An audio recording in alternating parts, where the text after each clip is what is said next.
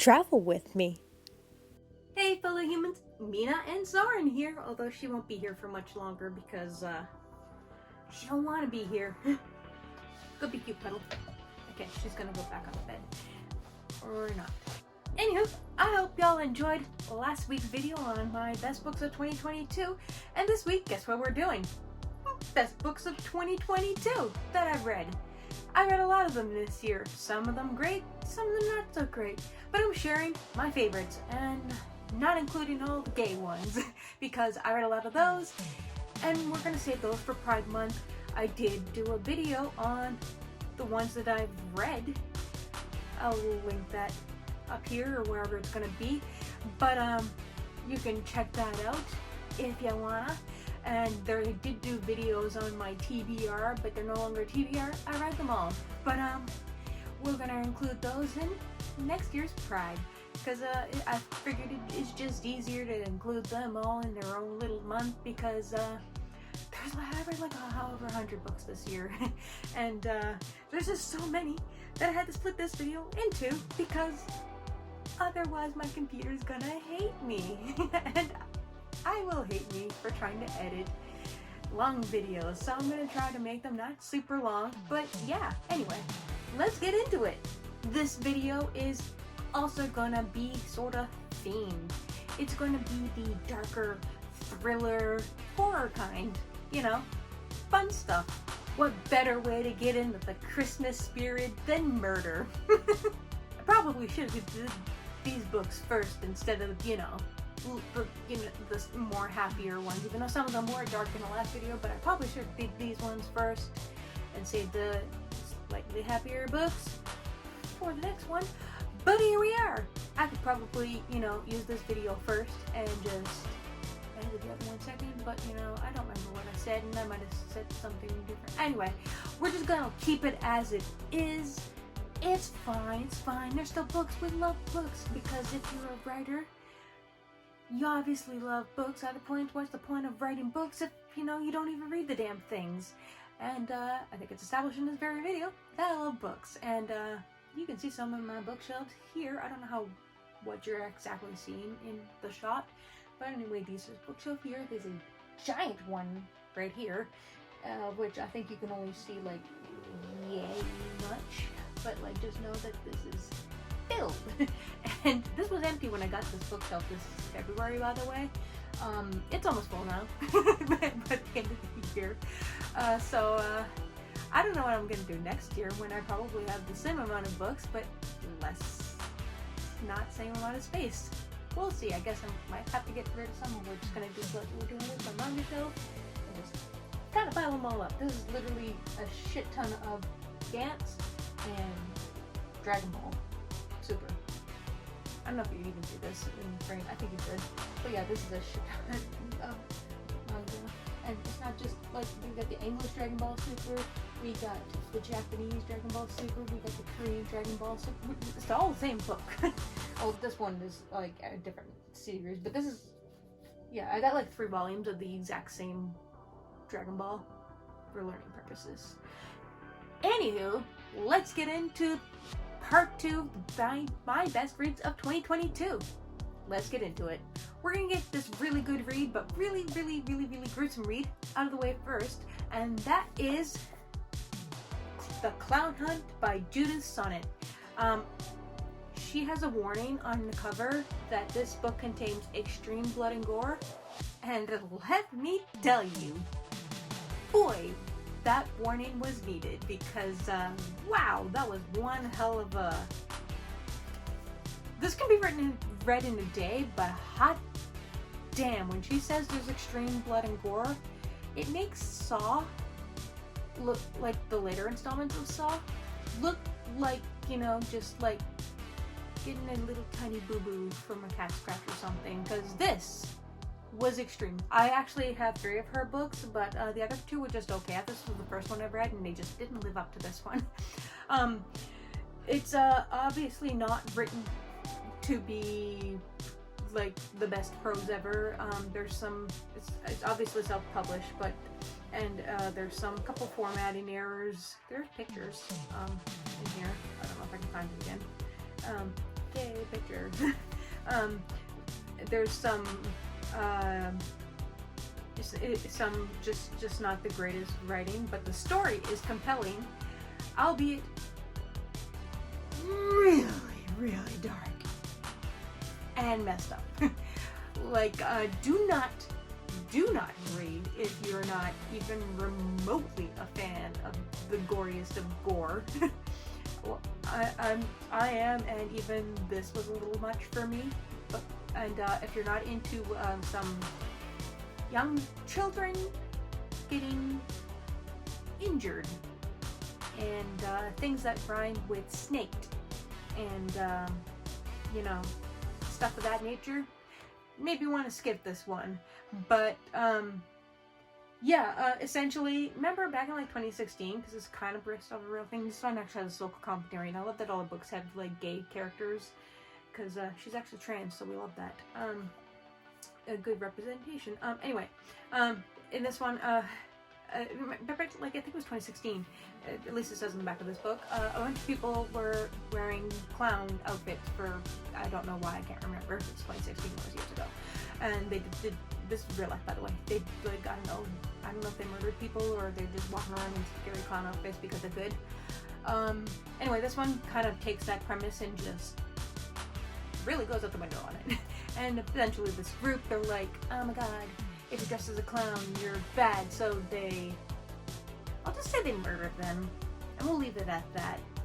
So yeah. Next up, we have the Final Girl Support Group by Gary Hendrix. I was looking forward to reading this, like, literally all year, actually since last year, because I bought it at Halloween last year, but it wasn't in on time to read during Spooky Month last year.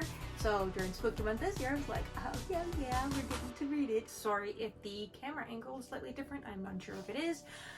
Freaking emergency alerts in Korea. We've been through this before through multiple videos of mine where they freaking interrupt me. Not that they can hear, but it probably wasn't even an emergency. Guarantee it wasn't, because it's not. But anyway, as I was saying before, so rudely interrupted by the emergency alert. I was so over those things. If you're in Korea, you know. Anyway,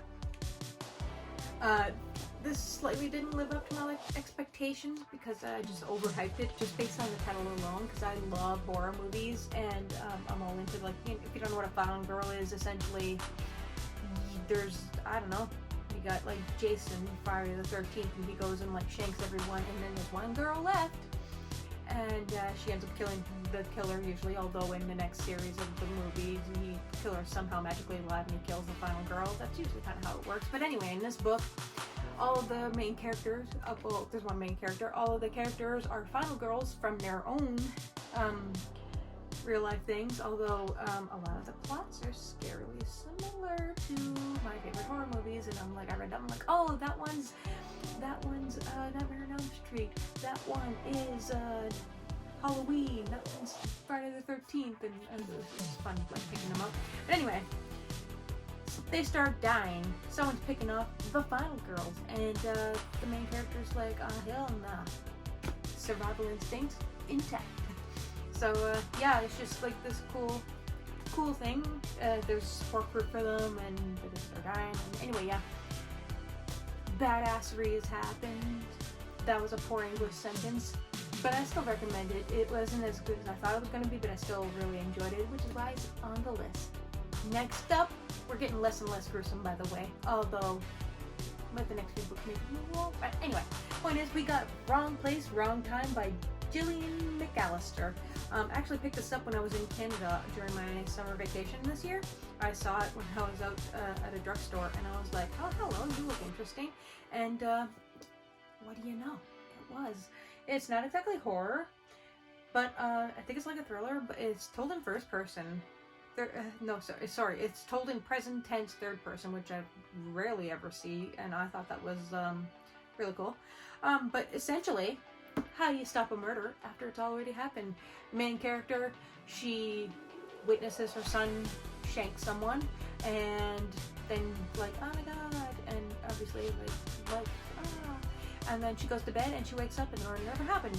Then she goes to bed, and it's the day before, and she just keeps going back and back, and she's trying to solve the murder like months in advance.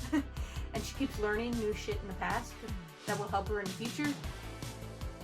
This bitch keeps going back in time till her son ain't even born, and then before she even met her husband, she goes back like, I think like 20 some years. Granted, she does skip a couple of months at a time, which is great, but imagine, like, you've lived your whole life. You're in your 40s, I think she is, and now suddenly you just gotta relive all the shitty things again. What if you have to, like, I don't know, go back to high school or middle school? Although I did have a good time in mine, so I wouldn't be completely objected to that, but I know most people had a terrible experience. So, that's just terrifying, and like, what do you just keep going and going? But anyway, I won't spoil it, but I will say she does get back to present time, but it's different. Anyway, I highly recommend you read this. It's an really interesting concept, and it's a good read. Next up, we have The Good Girl's Guide to Murder series. We got Good Girl's Guide to Murder, the first book, Good Girl, Bad Blood, and As Good as Dead. Whew, that ended in that one. This is by Holly Jackson. This was a really good read. She's first book. The main character is essentially doing a true crime report for her school, and ends up solving what people thought was a solved murder, but turns out it wasn't. And second book, she becomes a podcast person and talks about stuff in this book, but then some other shit happens. And in the third book, she's got hella PTSD, which don't blame her, and she becomes a victim. Let's just put it that way. I'm trying not to spoil the entire series, because this was a really good series, and I will say you only get the title of why the first book is called The Good Girl's Guide to Murder in the second book, because that's what they end up calling the podcast.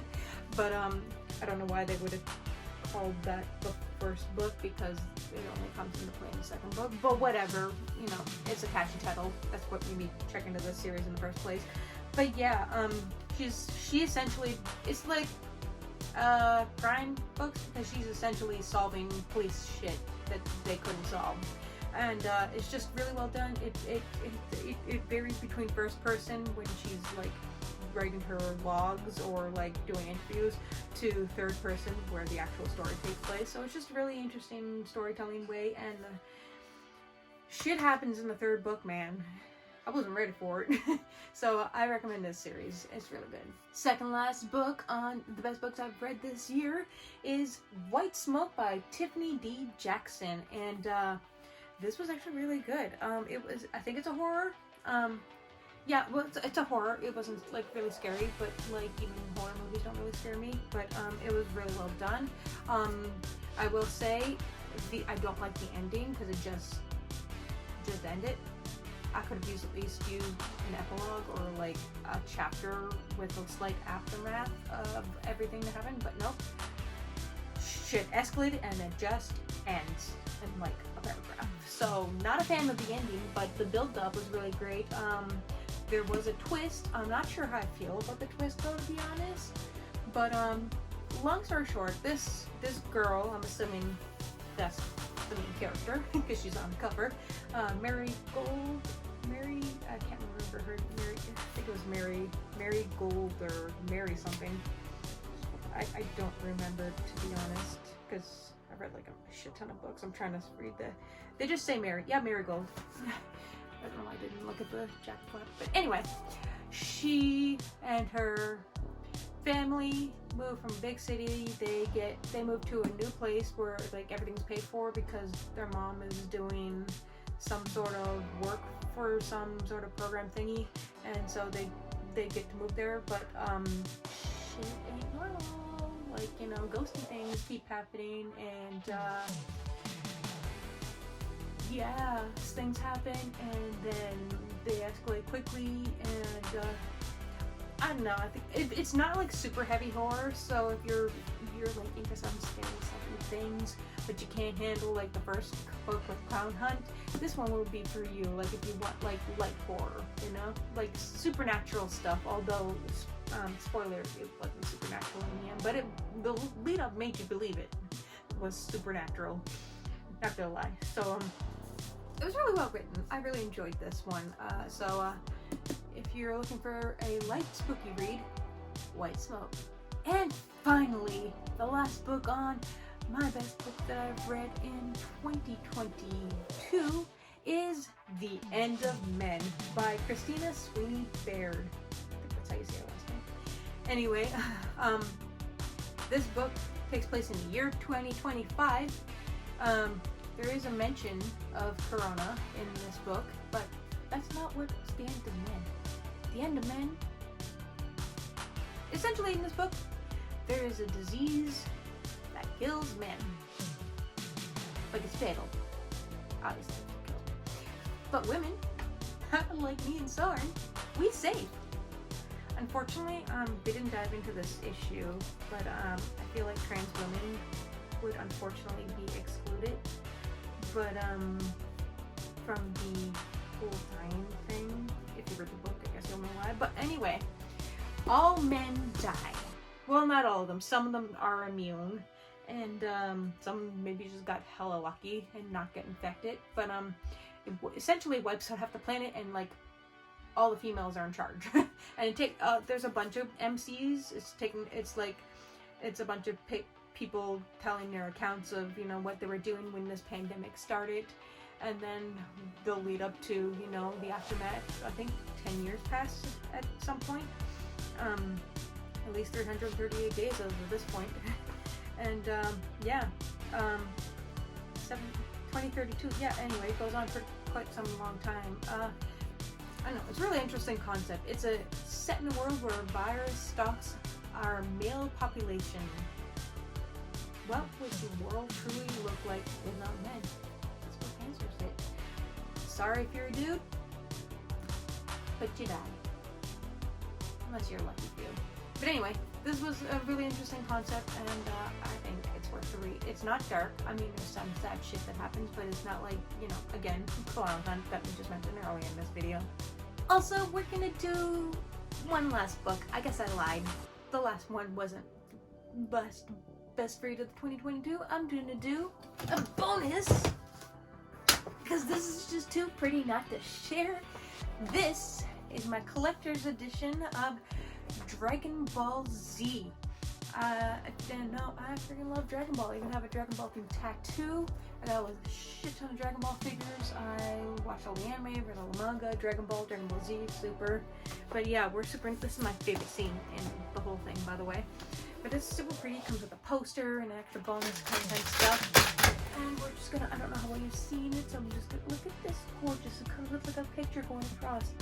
And I do actually own it. They're not here with me, they're in Canada, but the entire Dragon Ball. This is Dragon Ball Z, the continuation. Although in Japan they're just known as Dragon Ball, and like they go from volume 1 to 42, but here it's 1 to 26. So yeah, I read all these in like a month. The manga don't take long to read. You can read a bunch of them in a day, but it's so pretty. Like everything has a design. Like look at this giant ass box set. It's so beautiful. So yeah, if you're a manga fan, the nostalgia will hit you hard with Dragon Ball, and honestly, you can't go wrong with this beautiful, beautiful box set. So yeah, once more, sort of a bonus. Didn't read it this year, but you know what came out this year?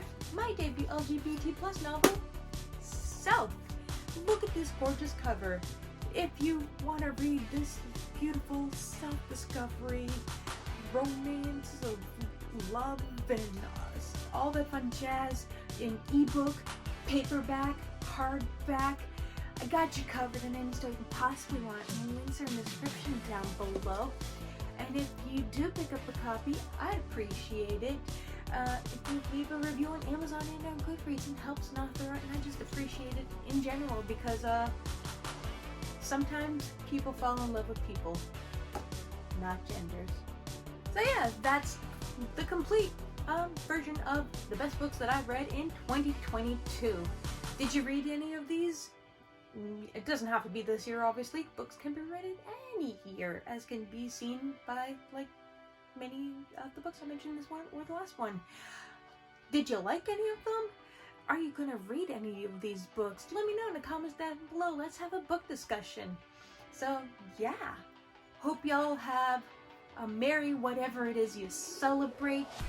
I love this time of year. Christmas is my jam, and so I'm super happy. I'm going to be off on vacation this time, and I'm going to spend it with Soren, friends, and then yeah, good things are coming next month. I'll let you know about that in the next video.